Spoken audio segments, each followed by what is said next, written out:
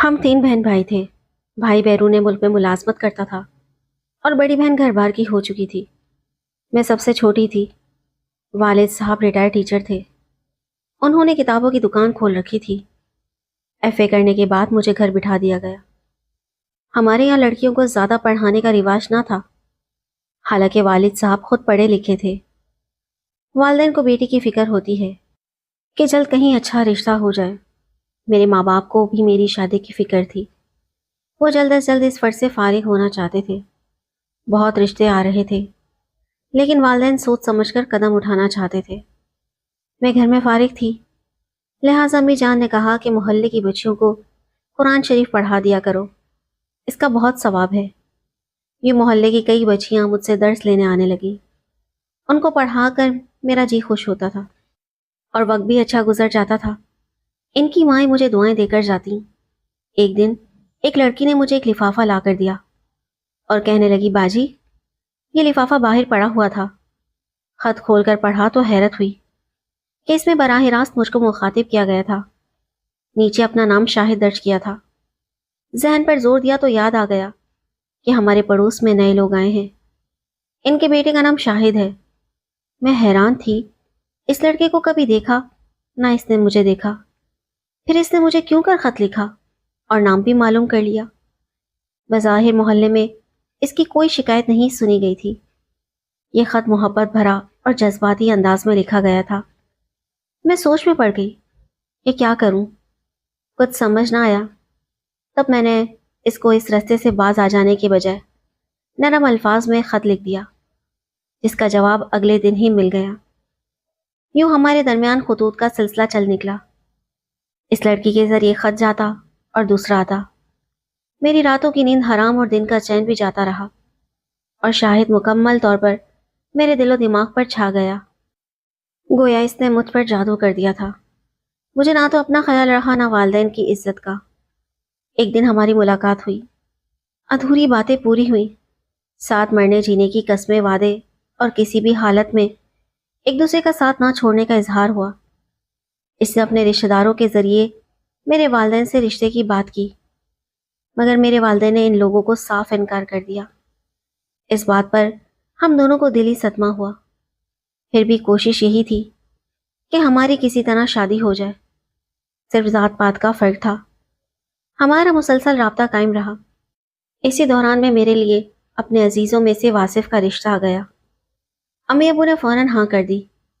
واصف امیر نہ تھے، قریبی عزیز کے بیٹے تھے، اور خوشحالی رخصت ہو گئی تھی۔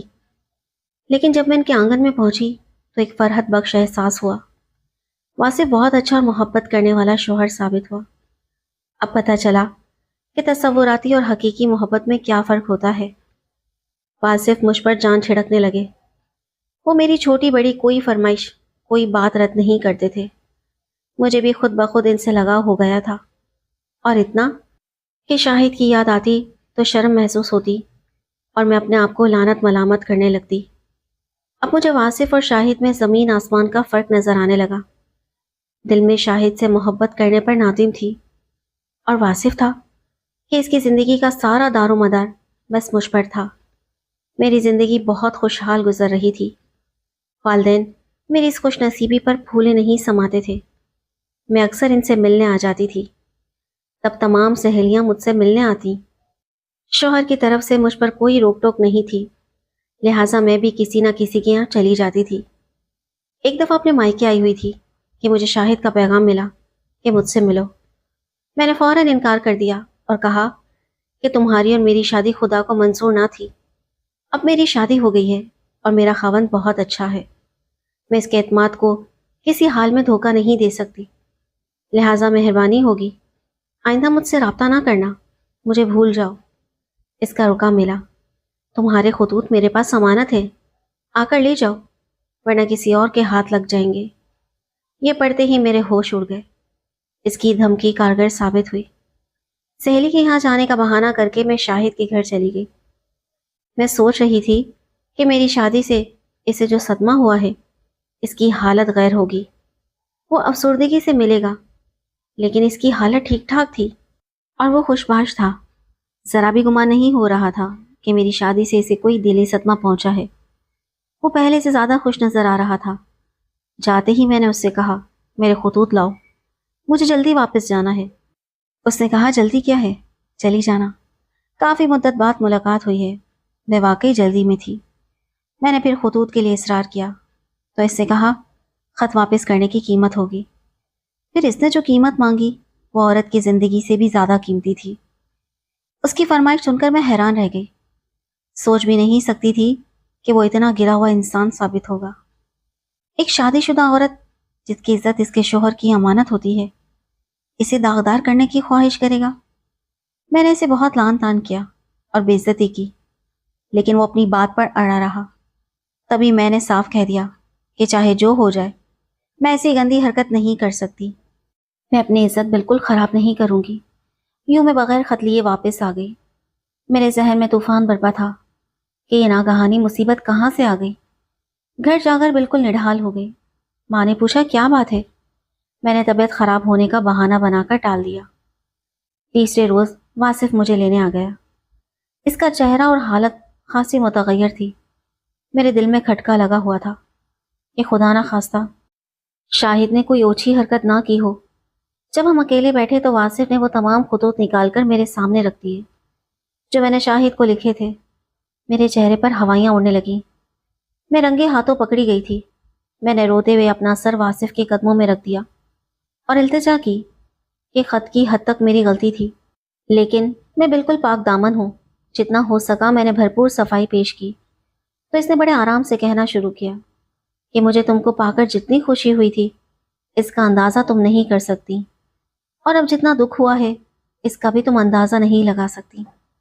لگتا تھا جیسے میرا ہارٹ فیل ہو جائے گا یا پھر میری موت واقع ہو جائے۔ اگر کوئی مجھ سے تمہارے بارے میں ایسی بات کرتا تو میں کبھی اعتبار نہ کرتا، لیکن تمہارے ہاتھ سے لکھے ہوئے خطوط کے بعد اب کسی شک و شبے کی گنجائش نہیں رہی۔ مجھے نہیں معلوم کہ میں جذبات میں آ کر کیا فیصلہ کر بیٹھوں، لیکن میں اپنی عاقبت خراب نہیں کرنا چاہتا، اور نہ ہی ایسے حالات میں تمہارے ساتھ زندگی گزار سکتا ہوں۔ تم میری طرف سے آزاد ہو۔ یہ کہہ کر وہ مجھے روتا سے سکتا ہوا چھوڑ کر چلے گئے۔ میرا رو رو کر برا حال تھا۔ چند دنوں کے بعد والد صاحب کے نام ایک رجسٹری موصول ہوئی جس میں واصف نے طلاق کے کاغذات بھجوائے تھے۔ میری وجہ سے محلے برادری بلکہ ہر جگہ میرے والدین کی بے عزتی ہوئی۔ میں نے کئی بار خودکشی کی کوشش کی مگر ناکام رہی۔ واصف کی یاد ایک روگ بن گئی۔ جو لوگ میرے رشتے کے لیے آئے تھے، جب ان کو پتہ چلتا کہ میں طلاق یافتہ ہوں تو ایسے بھاگتے کہ پیچھے مڑ کر بھی نہ دیکھتے۔ والدین بھی ہر وقت مجھے کوستے رہتے تھے۔ وہ بھی حق بجانب تھے، ان کے لیے وبال جان بن گئی۔ آخر کار میری شادی ایک ادھیڑ عمر شخص سے کر دی گئی جو معمولی صورت کے ساتھ جلد غصے میں آنے والا انسان تھا۔ وہ ذرا ذرا سی بات پر مجھے ڈانٹتے اور میری عزت نفس کو مجروح کر دیتے تھے۔ وہ ایک چھوٹے دل کے آدمی تھے اور میں نے واصف جیسے پیار کرنے والے انسان کو کھویا تھا۔ آپ سوچ سکتے ہیں کہ اس سلوک پر میرا کیا حال ہوتا ہوگا۔ میں سارا دن خون کے آنسو روتی تھی مگر مجھے آنسو بہانے کی اجازت نہ تھی۔ فوراً تانا ملتا کہ کب تک پہلے خاوند کو یاد کر کے روتی رہو گی، چلی جاؤ نا اس کے پاس، یہاں کیا کر رہی ہو؟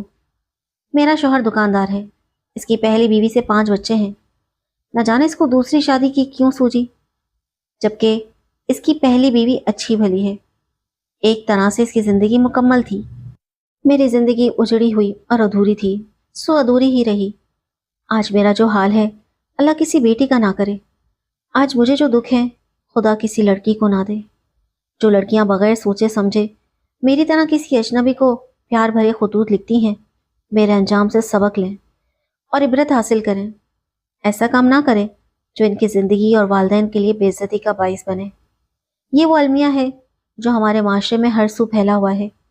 میں ان لڑکوں کو بھی کہوں گی جو شاہد کی طرح کسی لڑکی کو بلیک میل کرتے ہیں، ان کو اللہ کے عذاب سے ڈرنا چاہیے۔ کسی لڑکی کو اتنی بڑی سزا دینا اور اس کی زندگی برباد کرنا مردانگی نہیں، نہایت بزدلی ہے۔